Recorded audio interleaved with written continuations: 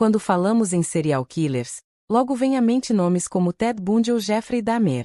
Mas existe um criminoso que, apesar de ter feito menos vítimas, deixou uma marca ainda mais profunda na cultura popular e no imaginário do terror. Estamos falando de Ed Gein, o chamado açougueiro de Plainfield. Sua história é tão perturbadora que inspirou vilões icônicos como Norman Bates em Psicose, Leatherface em O Massacre da Serra Elétrica e Buffalo Bill em O Silêncio dos Inocentes. A vida de Ed Gein começa em 1906, no interior de Wisconsin, Estados Unidos. Filho de George e Augusta Gein, ele cresceu em uma fazenda isolada junto com o irmão mais velho, Henry. O pai era alcoólatra e pouco participava da vida dos filhos. Já a mãe, Augusta, era extremamente religiosa e obcecada pela ideia de que o mundo estava corrompido pelo pecado, especialmente o relacionado a mulheres. Ela pregava constantemente sobre imoralidade e castigo divino, ao mesmo tempo em que isolava os filhos da sociedade. Ed, desde pequeno, demonstrava uma obediência cega e uma devoção quase fanática à mãe, que se tornaria a figura central de sua vida. A tragédia familiar se intensificou ao longo dos anos. O pai morreu em 1940, vítima de problemas causados pelo alcoolismo. Pouco tempo depois, em 1944, o irmão Henry morreu em circunstâncias suspeitas durante um incêndio na fazenda. Embora a polícia tenha considerado a morte acidental, há quem acredite que Ed possa ter tido algum envolvimento. O golpe final veio em 1945, quando Augusta morreu após uma série de derrames. Para Ed, que nunca conseguiu se desconectar emocionalmente da mãe, a perda foi devastadora. Sozinho, ele passou a viver em um ambiente cada vez mais recluso, trancando os quartos que a mãe usava e transformando o restante da casa em um verdadeiro depósito de sujeira, jornais velhos e entulhos.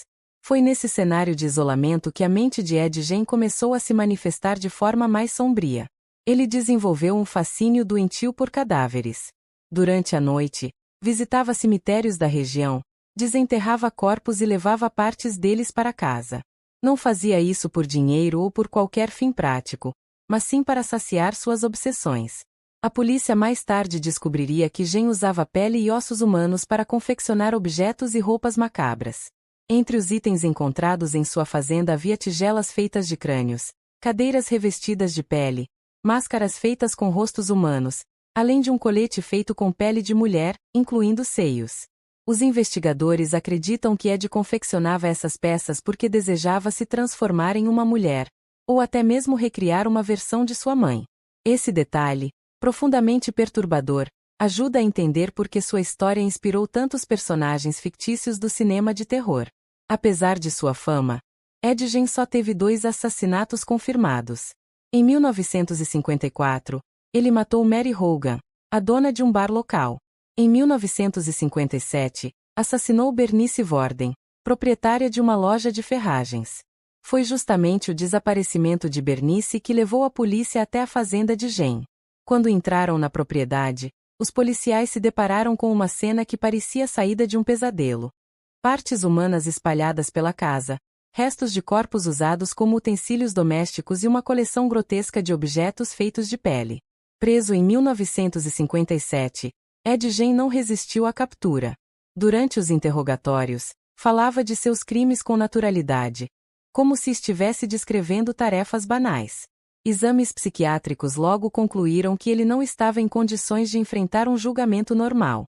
Foi declarado insano e passou o resto da vida internado em hospitais psiquiátricos, onde permaneceu até sua morte, em 1984, aos 77 anos. A história de Ed Gein chocou o mundo não pela quantidade de vítimas, mas pelo conteúdo grotesco de seus crimes. Sua fazenda virou símbolo de um verdadeiro cenário de horror, uma mistura de cemitério com ateliê macabro. O impacto cultural foi imenso. Alfred Hitchcock usou elementos de sua vida para criar Norman Bates em Psicose. Anos depois, Tobe Hooper se inspiraria nele para criar Leatherface, e Jonathan Demme para compor Buffalo Bill. Ed Gein mostrou ao mundo que o verdadeiro terror não precisa de monstros sobrenaturais. Às vezes, o mais assustador é o que a mente humana pode criar quando se mistura solidão, obsessão e loucura.